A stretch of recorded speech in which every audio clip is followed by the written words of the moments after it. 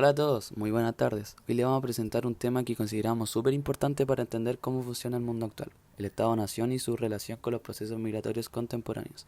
Bueno, este trabajo fue realizado por Tomás Morales, Agustín Lizana, Alonso Saldívar, Martín Rivas y yo, Cristóbal Valdés. Cada uno de nosotros se encargó de investigar, organizar y desarrollar distintas partes del tema que vamos a compartir con ustedes. Bueno, entrando en materia. ¿Qué es un Estado-nación y sobre todo por qué es tan importante entenderlo hoy en día? Nosotros vivimos en un mundo muy globalizado, donde los países están conectados por el comercio, las redes sociales, la música, los movimientos migratorios, los acuerdos políticos, etcétera.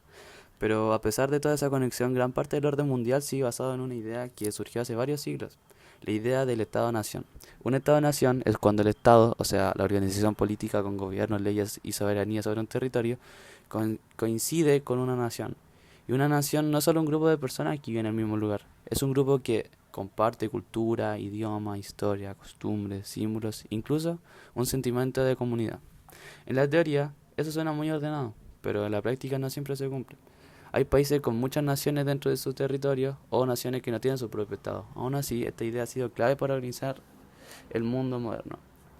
Las principales características de un Estado-nación son territorio definido, o sea, que tiene fronteras reconocidas, una población nacional que se identifica con la nación, un gobierno soberano, o sea, que toma decisiones autónomas, una identidad nacional compartida, o sea, que tiene una historia, cultura o lengua común, una cultura política común, que tiene valores e ideas compartidas, símbolos nacionales, como la bandera, el himno o héroes patrios. Ahora, sobre su origen. El Tratado de Westfalia en 1648 fue clave porque estableció que cada estado tenía el derecho de gobernar sin intervención externa, o sea, de otros países. Eso cambió la forma en que los países se relacionaran y sentó las bases de la soberanía moderna. Después, con la revolución en el siglo XVIII y XIX, se empezó a pensar que el poder debía estar en manos del pueblo. No era solo cuestión del territorio, sino de identidad colectiva. La descolonización del siglo XX reforzó esta idea. Muchos países en África, Asia y América lograron independizarse de las políticas europeas y formaron su propio Estado-nación, aunque también eso generó tensiones cuando las fronteras creadas no respetaban las identidades culturales de los pueblos. En el fondo, el Estado-nación no es solo una estructura política, sino que también es una construcción social que une, organiza y a esa actividad. Hola a todos, yo para empezar quiero hablarles sobre cómo se consolidaron los estados nacionales. Este proceso fue clave para que existieran los países tal como los conocemos hoy. No se trató solo de dibujar fronteras en un mapa, sino de construir una identidad común, formar instituciones políticas estables y definir claramente los territorios. Uno de los principales factores fue la construcción de una identidad nacional. Esto incluye tener una lengua común, una cultura compartida, símbolos patrios como la bandera o el himno. Y una historia que une a la gente, por ejemplo, en Francia, la Revolución Francesa ayudó a crear una sensación de unidad y orgullo nacional. También pasa con la música folclórica o el idioma, cosas que hacen que la gente se sienta parte de un mismo país. Otro punto fundamental fue el desarrollo de instituciones políticas. Acá hablamos del poder ejecutivo, legislativo y judicial. Estos permiten que el Estado funcione correctamente, se crean leyes, se administran los recursos y se aplican las normas. Gracias a estas instituciones hay orden, justicia y se protege a los ciudadanos. Sin estas estructuras sería muy difícil gobernar un país grande y diverso. También fue esencial definir las fronteras. Algunos son naturales como ríos o montañas y otras son políticas. Es decir, acuerdo entre países, estas fronteras marcan la soberanía de cada estado. Por último, no podemos olvidar el papel del nacionalismo. A veces unió a los pueblos, como en la unificación de Alemania o Italia, pero también generó conflictos cuando se convirtió en una forma de rechazar a los que eran distintos. En resumen, el Estado-Nación se construyó con identidad, instituciones, fronteras y a veces con tensiones. Pero bueno, ahora nos toca hablar sobre cómo los países y las sociedades responden ante la migración. Muchas veces cuando hablamos de migrantes pensamos solo en papeles o fronteras, pero en realidad el verdadero desafío es la integración. Por ejemplo, en educación, muchos niños migrantes llegan sin haber terminado el colegio o con un sistema educativo diferente. A veces no conocen el idioma y eso les dificulta aprender y hacer amigos. También puede pasar que no se reconozcan sus títulos o que sufran discriminación. Pero si se les apoya bien, la escuela puede ser un lugar donde se sientan seguros, hagan amistades y empiecen a adaptarse. En el tema de la salud, la situación varía según el país. En algunos lugares como Canadá o España, los migrantes pueden acceder a la salud pública, aunque no tengan los papeles. Pero en otros si no están legalmente registrados, no pueden ir al hospital. Esto es un problema grave porque todos tienen derecho a estar sanos y negarles atención médica es una injusticia. También está el tema del empleo. Muchos migrantes llegan con ganas de trabajar, pero se enfrentan a varias trabas. A veces no lo contratan legalmente, no les reconocen su experiencia o lo explotan. Sin embargo, muchos terminan creando su propio negocio o aportando mucho a la economía local. En países como Chile y Perú han abierto emprendimientos que generan empleo y enriquecen la cultura local. La migración es una realidad mundial.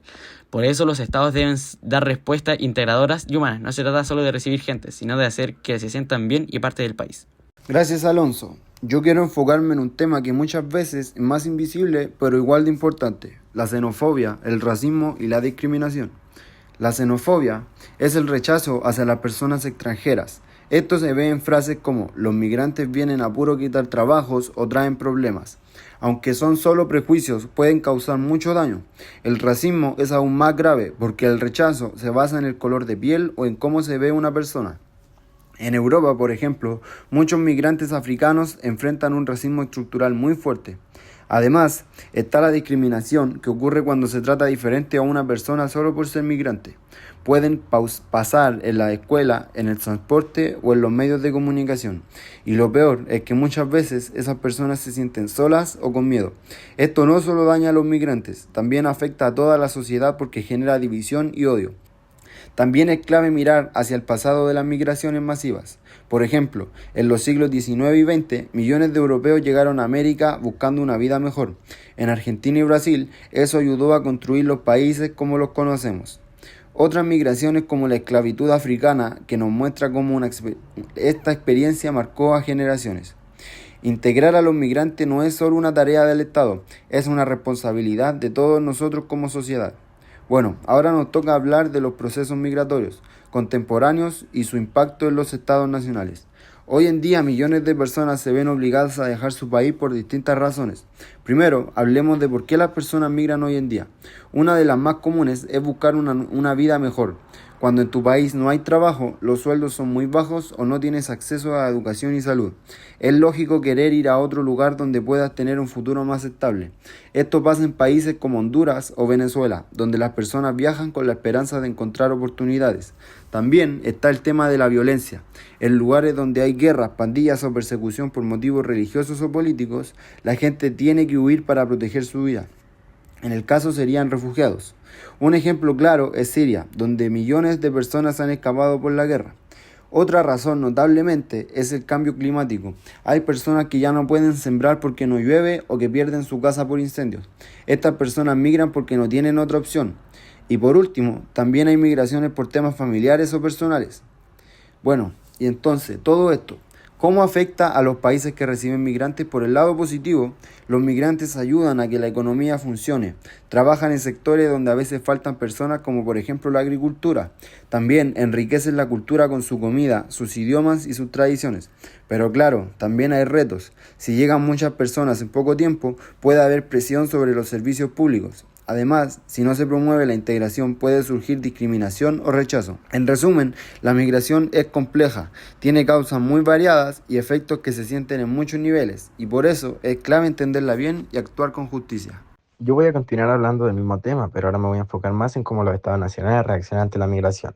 Una de las principales preocupaciones de los gobiernos es cómo manejar la llegada de las personas migrantes. Algunos lo ven como una oportunidad, otros como una amenaza. Hay países que buscan integrar a los migrantes de forma ordenada. Tienen programas para enseñarles el idioma, ayudarles a conseguir trabajo, acceder a la salud.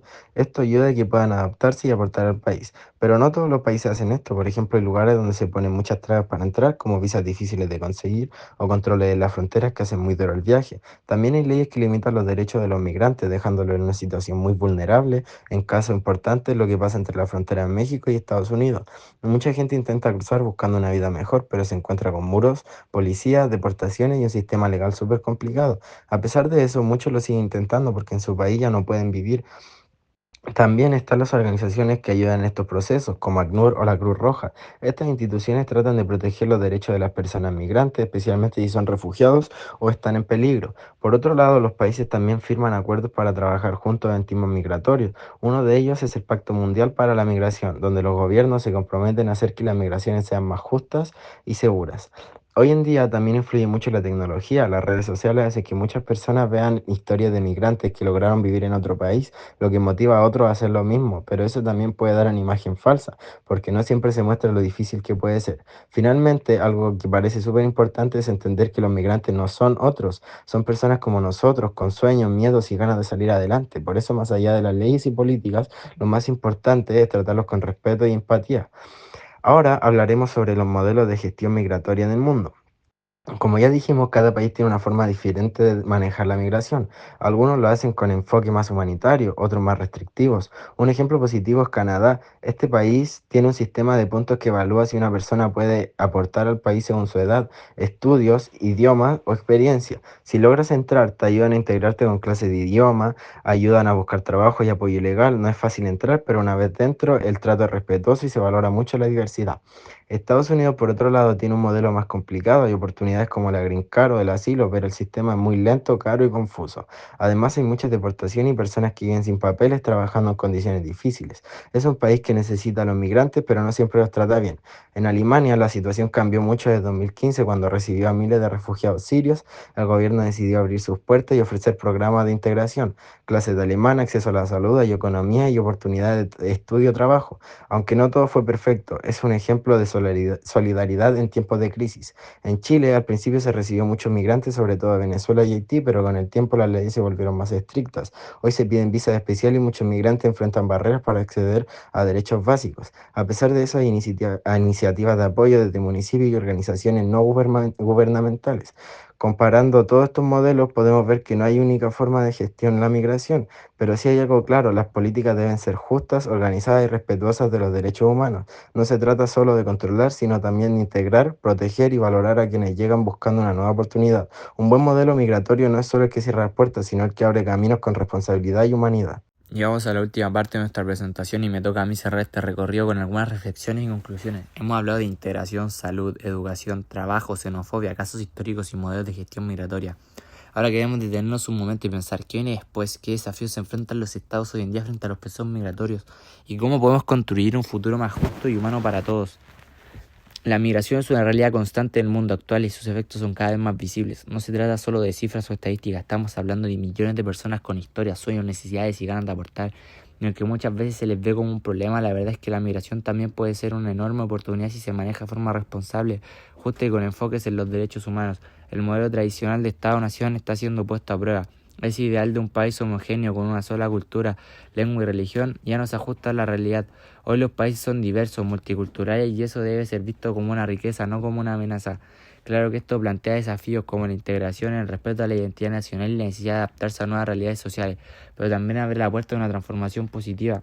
En lugar de cerrar las puertas o levantar muros, los estados pueden optar por políticas inclusivas que garanticen derechos, promuevan la convivencia y generen beneficios económicos y culturales. Un Estado moderno y democrático debe ser capaz de proteger su soberanía sin negar la dignidad de quienes llegan buscando una nueva vida.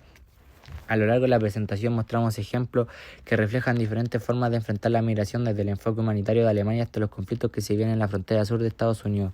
También analizamos la situación en Chile, donde la migración venezolana ha evidenciado todo el aporte de los migrantes como las debilidades de las políticas públicas. Todos estos casos nos enseñan que no hay una única respuesta, pero sí una necesidad común: actuar con responsabilidad, empatía y visión de futuro. Como grupo creemos que es fundamental avanzar hacia un nuevo modelo de Estado-Nación, uno que no se base en la exclusión ni el miedo, sino en la diversidad, la justicia y la solidaridad. Ese nuevo modelo debe promover políticas migratorias claras, justas y eficientes, garantizar el acceso igualitario a los derechos básicos como salud, educación y trabajo, luchar activamente contra el racismo y la discriminación, fomentar espacios de encuentro entre personas migrantes y locales e incluir la voz de las comunidades migrantes en las decisiones públicas. Al final lo que está en juego no es solo el futuro de los migrantes, sino también el de nuestras propias sociedades. Si somos capaces de construir comunidades más unidas, respetuosas y colaborativas, todos ganamos. La migración no va a desaparecer, pero sí podemos decidir cómo enfrentarla, con miedo y rechazo o con inteligencia y humanidad. Como grupo, después de investigar, debatir y analizar este tema desde distintas miradas, llegamos a la conclusión que la migración es uno de los fenómenos más importantes y desafiantes de nuestra época, pero también puede ser una de las mayores oportunidades. El Estado de la Nación, tal como lo conocemos, está cambiando y debemos y depende de nosotros como ciudadanos y como futuras generaciones construir un modelo más justo donde todas las personas tengan un lugar y puedan vivir con dignidad. Gracias por su atención, por escuchar nuestras ideas y por acompañarnos en este recorrido.